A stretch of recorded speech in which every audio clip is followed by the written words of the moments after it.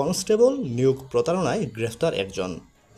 Naogaon staff রিপোর্টারের পাঠানো তথ্য ও ভিডিওচিত্রে থাকছে বিস্তারিত। নওগাঁয় Bangladesh police trainee recruit constable নিয়োগে একটি দালাল চক্র কাজ করে। এমনই একটি গোপন সংবাদের ভিত্তিতে নওগাঁ জেলা পুলিশের গোয়েন্দা শাখার একটি বিশেষ টিম গতকাল রাতে শহরের পৌরসভা এলাকায় অভিযান চালিয়ে মোহাম্মদ আব্দুল মতিনকে গ্রেফতার করে।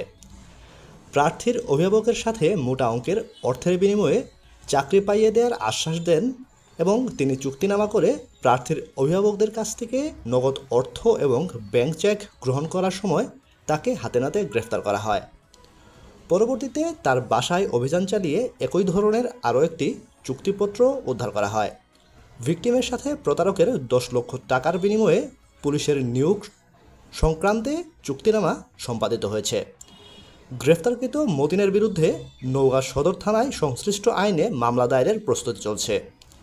নওগাঁ জেলা পুলিশের অতিরিক্ত পুলিশ সুপার ফারজানা হোসেন বলেন, ট্রেনি রিক্রুট কনস্টেবল নিয়োগ স্বচ্ছ ও যোগ্যতায় হবে এবং এ বিষয়ে কোনো ধরনের প্রতারণার ফাঁদে পা না দেওয়ার জন্য নওগাঁ জেলা পুলিশ সুপার সংশ্লিষ্ট সকলের প্রতি আবারও আহ্বান জানিয়েছেন। সকলেই ভীষণ তৎপর ছিলাম যে আমরা চাই যে স্বচ্ছ প্রক্রিয়ায় যেন কোনো ব্যক্তি আমাদের কোনো ক্যান্ডিডেটকে ভুল বুঝিয়ে প্রতারণা করে তাদের কাছ থেকে অর্থটা হাতিয়ে নিতে না পারে। কারণ বাংলাদেশ পুলিশ এখন বদ্ধপরিকর যে